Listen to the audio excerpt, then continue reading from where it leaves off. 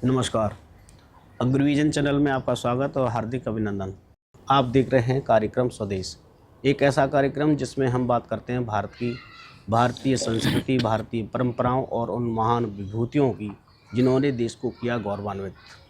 और आज हम बात करेंगे गुरु नानक देव जी की। गुरु नानक देव आज से 556 साल पहले जन्मे थे और उनके बारे में ज़्यादा जानने के लिए हमारे साथ हैं शिक्षाविद, राष्ट्रवादी डॉक्टर नंदकिशोर गर्ग, जिनका एक ध्येय है राष्ट्र प्रथम। डॉक्टर साहब नमस्कार, स्वागत है आपका। नमस्ते भैया। डॉक्टर साहब, गुरु नानक जी, उनका जन्म आज से 556 साल पहले हुआ था। उनका क्या संदेश था? जिस कालखंड में उनका जन्म हुआ उसको हमें थोड़ा याद रखें, स्मरण रखें। 15वीं शताब्दी के लगभग अंतिम पड़ाव में उनका जन्म हुआ। कहाँ हुआ जन्म? जो आज का पाकिस्तान है, तलवंडी साबो, जिसको आज ननकाना साहब भी हम बोलते हैं।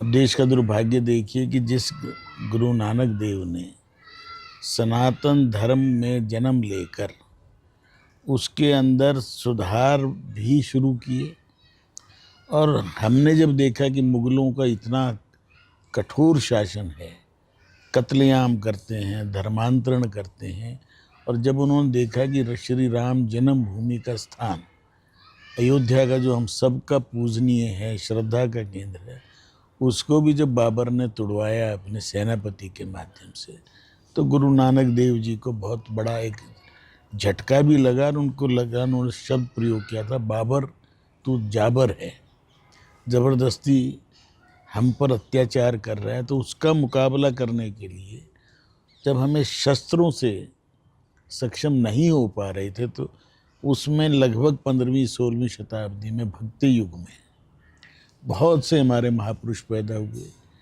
देश के लगभग सभी प्रांतों में हुए, और उन सब ने एक तय किया कि पहले तो जीवित रहना है, भगवान का स्मरण करेंगे, भगवान का ध्यान करेंगे और शक्ति को प्राप्त करेंगे। तो उससे प्रारंभ हुआ। एक कालू मेहता के यहाँ पैदा हुए, साधारण व्यापारी परिवार में पैदा हुए, परंतु उनका भगवान के प्रति जो स्नेह था, भरोसा था, वो बढ़ता गया, और व्यापार में भी वो सफल नहीं हो पाए।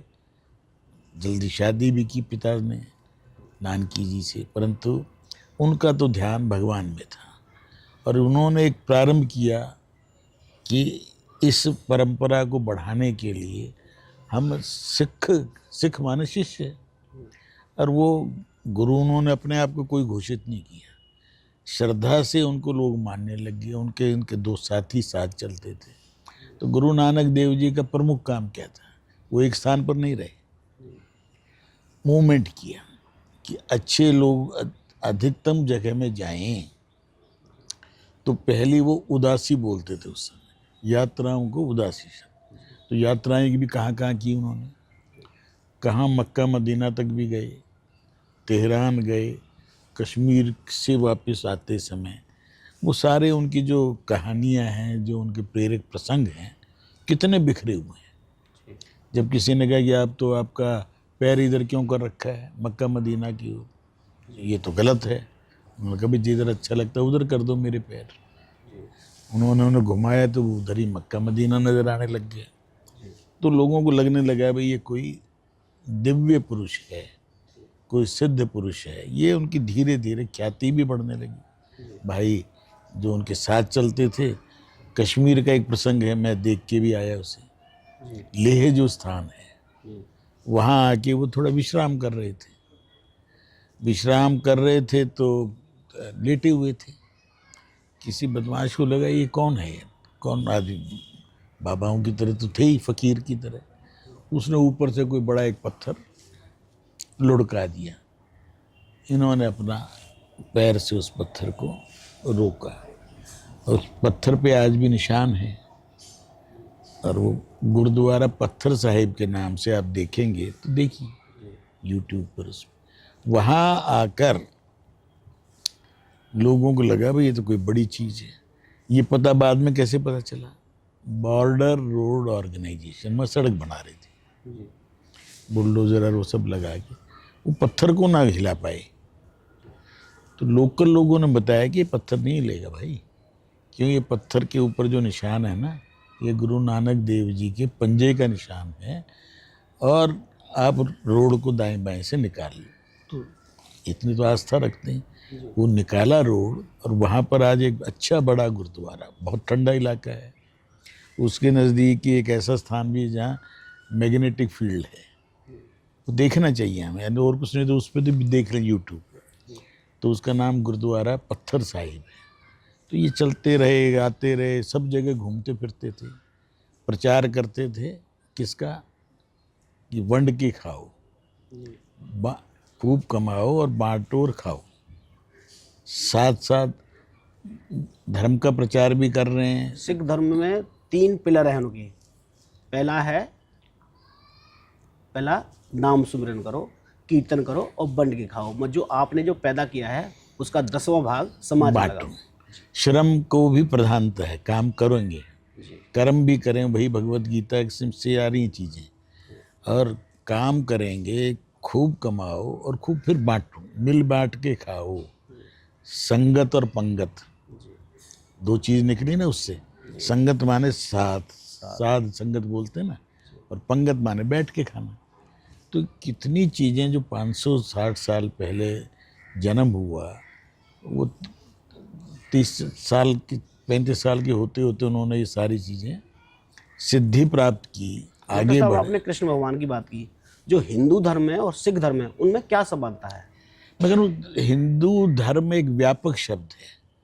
हिंदू शब्द वो है जो हिंदुस्तान में रहने वाले मत संप्रदाय, जो भारतीय हैं, वो सारे एक ही वट वृक्ष के हिस्से हैं, जिसके अंदर से सुधारवादी लोग निकलते रहे, और अलग अलग थोड़ी थोड़ी परिवर्तन, जैसा आर्य समाज का भी चल रहा है 150वां। जी तो क्या था, वो मूर्ति पूजा ज़्यादा ज़रूरत से ज़्यादा होने लगी। स्वामी दयानंद महर्षि ने कहा कि मूर्ति पूजा की बजाय वेदों का अध्ययन ज़्यादा करें, ज्ञान बढ़ेगा, रोशनी आएगी, तुम समझ आएगी। तो मैं इनको कोई सब एक टहनियाँ हैं ये इसमें। गुरु नानक देव जी ने कहीं ये नहीं कहा कि मैं कोई अलग से संप्रदाय या मत की स्थापना करूं। वो सुधार करते थे, सुधारवादी एक तो नहीं थे। कबीर साहब, उनको लोग हिंदू माने या मुसलमान, इस पर भी डिस्प्यूट रही ना बहुत दिन। जी रविदास जी चरमकार जाति में पैदा हुए, परंतु उन्होंने क्या स्थान प्राप्त, क्यों, हमारे यहाँ जातियाँ नहीं थी, जी वर्ण व्यवस्था थी, और वर्ण व्यवस्था परिवर्तनशील थी।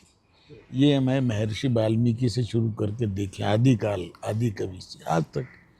क्योंकि जो जैसा काम करेगा वैसा ही उसको वर्ण मान लिया जाएगा। आप क्षत्रिय का धर्म का पालन कर रहे हैं, वॉरियर हैं, युद्ध में जाते हैं, समाज की रक्षा करते हैं, तो आप क्षत्रिय हैं। तो जो आज नानक देव जी को किस उसमें फिट करेंगे? मेहता, बेदी उनका मालूम वो गोत्र है, तो क्षत्रिय कहें या छत्री कहें, ये भी फिर बोलने की भाषा। गुरु नानक देव जी संत थे, सिद्ध संत थे, इसलिए उन्होंने यात्राएं बहुत की। उदासी, वो अयोध्या भी गए हैं ना, जब देखने के बाद ही तो उन्होंने कहा कि ये तो बड़ा गलत काम है। बहुत यात्राएं की, जगन्नाथपुरी भी गए, पूरे देश में भ्रमण किया। उसके बाद में उनकी देखो, उन्होंने जब अपना चोला छोड़ना था, पर मिलना था भगवान से, तो उस समय अपने 2 बेटे बड़े सिद्ध थे, श्री और उनके दोनों बेटे बहुत ही सिद्ध थे, पर वंश परंपरा का उन्होंने अपनी गद्दी को उनको तो नहीं दिया। एक सेवक था उनका, लहना बोलते थे उस समय उसको, आम भाषा। उन्होंने कहा नहीं, ये सेवक अच्छा, वो भी कोई बहुत बड़ी उम्र भी नहीं है, 36-32 साल के थे। न कहा मेरे बाद ये संभालेगा व्यवस्था को, गद्दी को, और उसका नाम उसी दिन से नाम भी बदल दिया था। तो क्या नाम रखा? गुरु नानक देव जी के जो सेकंड इनका, तो उनका अंगद देव जी, गुरु अंगद देव जी। तो नाम भी लहना से वो अंगद देव हो गए। फिर उनका बेटा, उनके अपने बेटे की बजाय उन्होंने शायद दामाद को दिए, रामदास, अमरदास। फिर एक परंपरा में कोई दामाद का है या कोई बड़ा भाई है, गुरु तेग बहादुर जी से छोटा भाई पहले गुरु बन गए, जी परंतु वो जल्दी शहीद हो गए, तो उनके दूसरे को, ये तो उनके चाचा लगते थे। जी तो 10 के 10 गुरुओं में एक बात समानता है कि त्याग के लिए, धर्म की रक्षा के लिए, और उसका प्रकाष्ठा की गुरु गोविंद सिंह जी ने। इसीलिए यार गुरु गोविंद सिंह जी को लगा कि ये झगड़े हो सकते हैं, गद्दी के संत परंपराओं में रहते हैं, जी तो उन्होंने तो बिल्कुल एक नवीन पद्धति का विकास किया। जब उन्होंने चारों बेटे शहीद हो गए, पिता उनके कहने से शहीद हो गए, तो उन्होंने सिख धर्म की स्थापना की। खालसा पंथ कह दो उसको आप, जो असली रूप में 10वें गुरु ने आके इनको एक नया पहचान दी, संत और सिपाही। उनका अकेले संत से काम नहीं चलेगा। जी इन आक्रमणकारियों को, विदेशियों को, जिन्होंने हमें लूटा है, उनका मुकाबला करने के लिए सिपाही भी चाहिए, और 2 in 1 चाहिए। तो कितनी बड़ी बड़ी सोच थी। जातियों को मिटाने का उपक्रम सोचा। कब? 300 प्लस साल हो गए ना। जी जी और उसमें भी 5 अलग अलग वो व्यवस्था की थी। बताया इस ढंग से नहीं जाता, जो उपदेशक उनको समझाना चाहिए कि गुरु गोविंद सिंह ने 5 अलग अलग क्षेत्र, भारत के अलग अलग क्षेत्र, पंच प्यारे जिनको बोलते हैं। अलग अलग जातियां, उनमें से कोई अकस्मात थोड़ी छांट ली जो वहाँ इकट्ठे हो गए थे कि आ जाओ भाई तुम आ जाओ, ऐसा नहीं है। अंदर से इसका मतलब पहले उन्होंने स्क्रिप्ट लिखी, तैयारी की, और जब ये कहा कि जो बलिदान देने के लिए तैयार हैं, देश की सुरक्षा के लिए, धर्म की रक्षा के लिए, वो आगे आओ। खुद जन्म उनका वो पटना साहिब, बिहार। तो कई लोग सिख जो अपने आप को आतंकवादियों के भ्रम में आ जाते हैं, कहते हैं ना हमें अलग से वो चाहिए, खालिस्तान। जी तो उनसे पूछो भाई कौन सा एरिया है तुम्हारा? अगर गुरु गोविंद सिंह पैदा हुए बिहार में, उसको छोड़ोगे क्या? भाई दया सिंह, जो दयाचंद थे, वो लाहौर के थे, खत्री थे, जो पहले बने। तो लाहौर तो छोड़ दिया तुमने। जहाँ महाराजा रणजीत सिंह भी रहे, जहाँ ऐसे लोग रहे जिनके नाम से लोग डरते थे, तो उसको क्यों छोड़ा? कौन सा एरिया चाहिए? नांदेड़ छोड़ देंगे क्या? एक वहाँ से आए थे, बीदर कर्नाटक से आए थे, जगन्नाथपुरी से आए थे, कोई मल्लाह जाति का है, कोई नाई है, अलग अलग जाति हैं। तो ऐसे लोगों को जब ये ढंग से समझाया गया तो समझ में आ गई कि ये फालतू की बातें हैं, खालिस्तान की बातें करना। अंग्रेज़ों ने भी उस समय डिवाइड एंड रूल थोड़ा कोशिश की थी, पर master Tara Singh first generation Sikh थे, उनको जल्दी समझ में आई। उन्होंने कहा नहीं, हम हिंदुस्तानी हैं, हिंदुओं के से ही निकले हुए हैं, हिंदुओं की रक्षा के लिए हम लोग, ये हमने अपने वेश लिया था। क्यों लिया था वेश? कि रोज़ रोज़ नहा नहीं सकते सिपाही, रोज़ शेव नहीं बना सकते, तो केश रख लिया, दाढ़ी भी रख ली। इसलिए कड़ा इसलिए पहना कि एक पहचान भी, और किसी को मारने के भी काम आता था, कृपाण भी रक्षा के लिए। तो 5 चीज़ों का ककारे बोलते हैं। एक कितनी गूढ़ परंपरा है, कितनी ही उसको समझदारी से किए हुए काम हैं, जिनके कारण से। और फिर उन्होंने कहा कि नहीं, अब ये 5 ही मेरे गुरु हैं, मेरे गुरु हैं। और उनकी दूसरी पत्नी ने बच्चे नहीं थे, वो चाहती थी मेरे ही बच्चे। उन्होंने कहा आज से तुम इन सब की माँ। तो खालसा की माँ हो गई माता सुंदरी, खालसा के संस्थापक गुरु गोविंद सिंह। तो गुरु नानक देव जी ने जो चीज़ें शुरू की, 10 गुरुओं ने उनका पालन करते हुए आगे बढ़े। उनमें से 3-4 शहीद हुए हैं। अर्जुन देव जी हुए, इनके नाम पर हमने एक सड़क का नाम भी रखा। गुरु हरिकृष्ण जी हुए, इन सबको हम प्रणाम करें। और गुरु नानक देव जी का जन्म कार्तिक पूर्णिमा को हुआ है जी। इसीलिए तिथि नहीं, हमारा सारा जो कैलेंडर है वो विक्रम संवत के आधार पर है। कईयों ने एक अलग से फिर नानक कैलेंडर चलाने की कोशिश की। ये तोड़ने की कोशिश करने वाले थोड़े दिन सफल होते, नहीं हो सकते। आज कार्तिक की पूर्णिमासी तो कार्तिक की पूर्णिमासी ही होगी। जी सनातन परंपरा में पूर्णमासी का क्या महत्व है, तो आप देखें गुरु पूर्णिमा, जी रक्षाबंधन पूर्णमासी, कितने त्यौहार पूर्णमासी पे आते हैं। जी बैसाखी के लिए कोई तारीख याद करने की जरूरत नहीं, सबको पता है। अभी मकर संक्रांति जी है, वो जो मकर संक्रांति जनवरी में रहेगी, बैसाखी 13 अप्रैल की ही रहेगी। इसलिए गुरु नानक देव जी ने सोच समझकर हमारे हिंदुस्तान भारत की रक्षा के लिए, उसकी सुरक्षा के लिए एक परंपरा का प्रारंभ किया जो मुख्य सनातन परंपरा का हिस्सा है। इसीलिए हमारे नरेंद्र मोदी जी ने अफगानिस्तान में जब कोई बचा ही नहीं था गुरु को मानने वाले, तो गुरु ग्रंथ साहब को आदर सहित भारत लाए जी और उनको इसी ढंग से अभी हमारे हरदीप सिंह पुरी के यहाँ जी उनके टाइम के जूते और वो रखे थे। जी उनकी यात्रा कल पहुँचेगी पटना, दिल्ली से चलेंगी। श्रद्धा के बिंदु हैं, श्रद्धा के स्थान हैं, उन स्थानों का, उन वस्तुओं के प्रति श्रद्धा रखते हुए एकता को मजबूत करने के लिए जो जो चीज़ें आवश्यक हैं वो हमें सब करनी चाहिए। सिख पंथ पंजाबी भाषा के लिए नहीं है, खालसा पंथ की भाषा देवनागरी भी रही है, गुरुमुखी भी रही है, परंतु इसको सीमित ना करें, इसको क्षेत्र तक सीमित ना करें। पूरा भारतवर्ष प्रभावित रहा है, रहेगा। पूरे विश्व में जहाँ जहाँ हम गए हैं वहाँ धर्म के लिए इज़राइल में भी जाके रक्षा की है, अफ़गानिस्तान भी हमारा था। और आज भी किसी को जब डराना होता है तिब्बत में, पाकिस्तान में, तो हरि सिंह नलवे का नाम आता है। जी वो तो एक सिपाही थे, परंतु उन्होंने कश्मीर से लेकर ऊपर तक का स्थान जीता।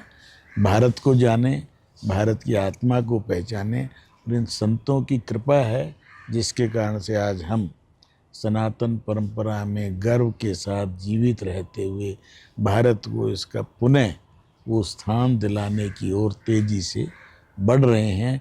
कल भी जो विश्व कप जीता जी महिला ने, मेरी बेटियों ने, उसकी कप्तान हमारी नानक जी को मानने वाली हरमन कौर है। जी कितनी एकता हर जगह देख सकते हो। बिखराव देखने वालों की नज़र अपने देखी, उनका चश्मा जैसा है, परंतु देश की एकता सर्वोपरि है। और उसके अंदर सभी भाषा, सभी पंथ को मानने वाले, सभी गुरुओं को मानने वाले और किसी को ना मानने वाले नास्तिक भी उतने ही हमारे सम्मानीय हैं। परंतु भारत माँ को अपनी माँ समझें, इस वसुंधरा को, इस धरती को, हम सब इसके बेटे हैं और हम इसको माँ समझेंगे तो हम सब भाई बहन हैं। इस भावना को लेके चलें तो गुरु नानक देव जैसे संतों से सीख लेके आगे बढ़ें, अच्छे सिख बने, अच्छे शिष्य बने, तो गुरुओं की कृपा हम पर बनी रहे। मैं आज के इस शुभ दिवस पर इतना ही अपने सभी छात्र छात्राओं को, अपने जानकारों को और मेट्स परिवार के सभी लोगों को बधाई देता हूँ। और हम कोशिश कर रहे हैं कि 25 नवंबर को कॉलेज के अंदर एक बड़ा कार्यक्रम, जो गुरु तेग बहादुर सिंह के 350 साल का जो शहीदी दिवस है, उसको हम कॉलेज में मिल के सब मनाएंगे। जैसे एक बार हमने 300वीं जयंती गुरु गोविंद सिंह की मनाई थी, उसके लिए भी अभी से हम सब लोग मानसिक रूप से भी तैयारी करें और आपका डिपार्टमेंट इसमें ज़्यादा प्रभावी ढंग से लगातार कार्यक्रम करे, ऐसा मेरी इच्छा। बहुत बहुत धन्यवाद सर। हम सब एक बन के रहें, अपनी धर्म की रक्षा के लिए हमें काम करना है, जब भी हम अच्छे नागरिक बनेंगे, अपने देश के लिए काम करेंगे। आप लोगों का बहुत बहुत धन्यवाद।